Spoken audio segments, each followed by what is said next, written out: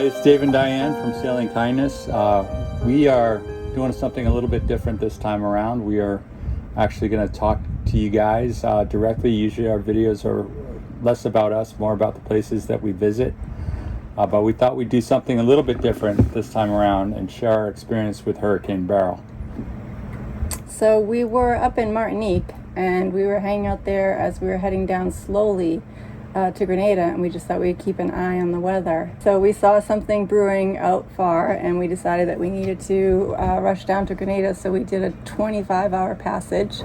We took a little detour in St. Lucia because that was where our honeymoon was, which was fun. Would have liked to stay there longer, but the weather was not allowing. Yes. Because when we noticed it, it was just an invest, which is area of interest for the meteorologist, and they're saying that it could become a storm, and that was enough for us to head south. Yeah, we wanted to be safe, so we headed on down to Grenada, and we went into Egmont Bay and met up with a couple of friend boats. So just getting to Egmont Bay, it's a hurricane hole. It's maybe considered one of the best hurricane holes in all of the Caribbean, and we were like feeling fortunate that we got a spot there. And the longer that we stayed there, the more it seemed to, the storm seemed to always do worst case scenario. So the meteorologist would say, well, it looks like, one model is saying that it's going to be a tropical storm. One says that it might become a hurricane. It's just, because it's another so... one was just going to be a depression. Worst case scenario, based on what they were saying at that time, was that it'd be a Cat 1 and that it would go north of us. And so we're thinking we're on the south side of the storm, we're going to stick it out. Now, friends of ours decided at that point to head to Trinidad, and we could have gone with them.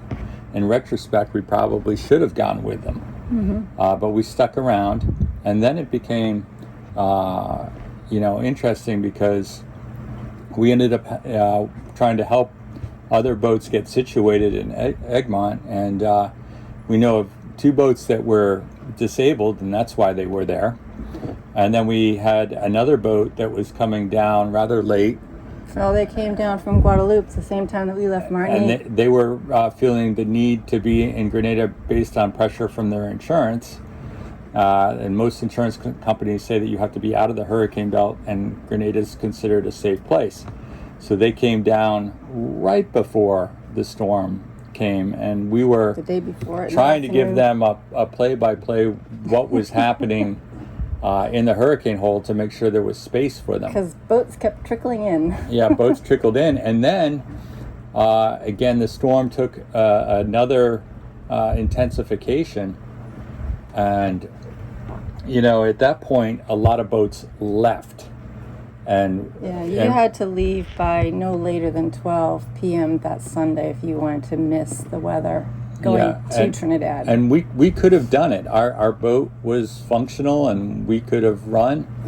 But at that point we felt like we're helping these boats get in and get situated, that it wouldn't have been right to say, hey, glad you made it here. Sorry your boat's disabled.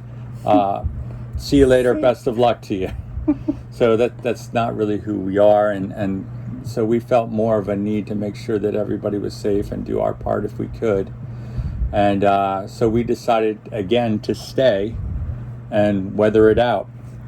And now it's still being like a tropical storm where we were going to be, not a whole lot. Like it was, even if it's a Cat 1 where we were going to get like 10 or 15 knots less wind, so that's bearable. Yeah, and so again the storm did worst case scenario, and they said maybe it could intensify. Well, it didn't just intensify, it intensified greatly and went all the way up to a Category 4 hurricane. And at that point Di and I were significantly scared because the track continued to inch further south.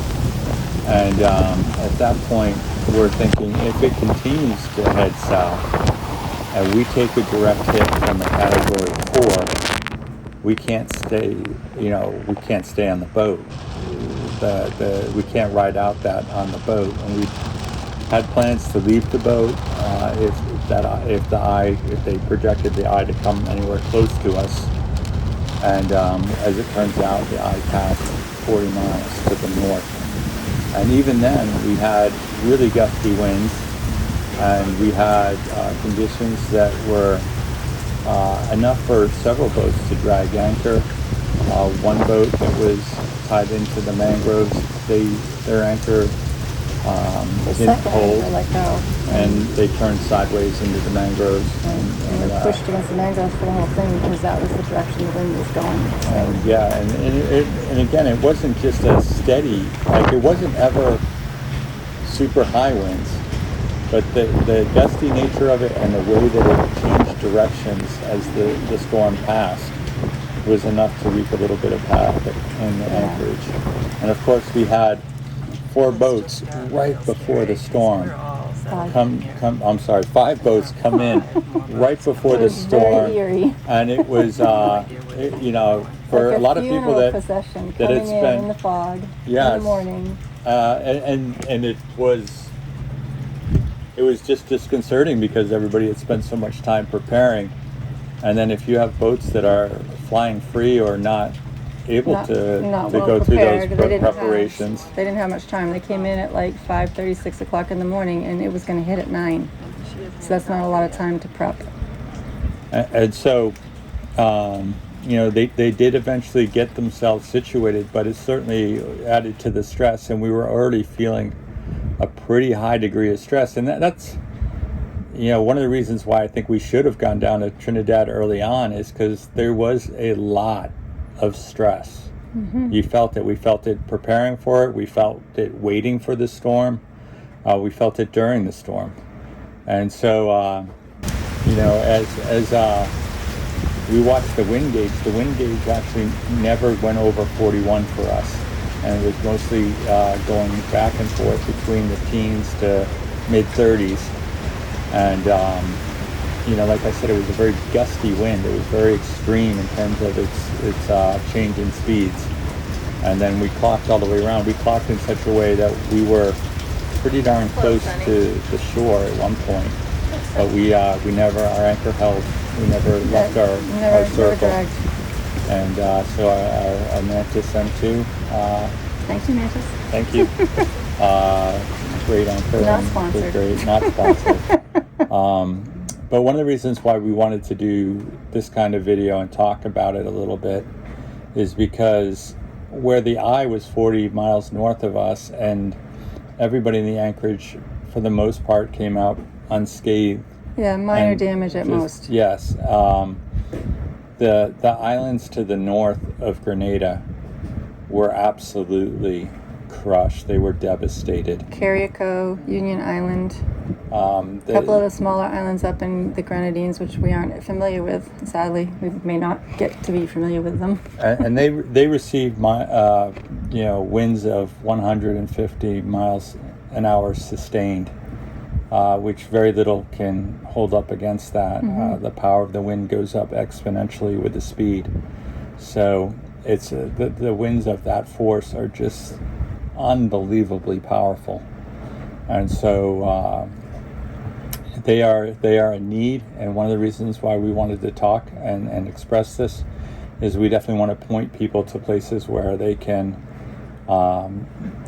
donate and make a difference, because they're going to be in serious need. We're talking about families displaced, houses destroyed, businesses destroyed, infrastructure destroyed. On a mass scale. So we're talking with other boaters. We're looking for ways to have an impact, to do what we can. The boating community is absolutely amazing in the way that it rallies around things like this. Yeah, there's a charter fleet with large boats that's coming down with supplies to, I don't know if they're bringing it over to Trinidad or if they're bringing it to Grenada, but they're bringing it down here. And if they can, they'll go over to the island of Carriacou directly. And so with that in mind, we're definitely going to point you guys to reputable sources that you can donate to. We'll keep you posted in terms of how the relief effort is going regarding the boats. And we just thank God for the outcome that we experienced. So thank you if you stayed with us this long and watched it all the way through. Thank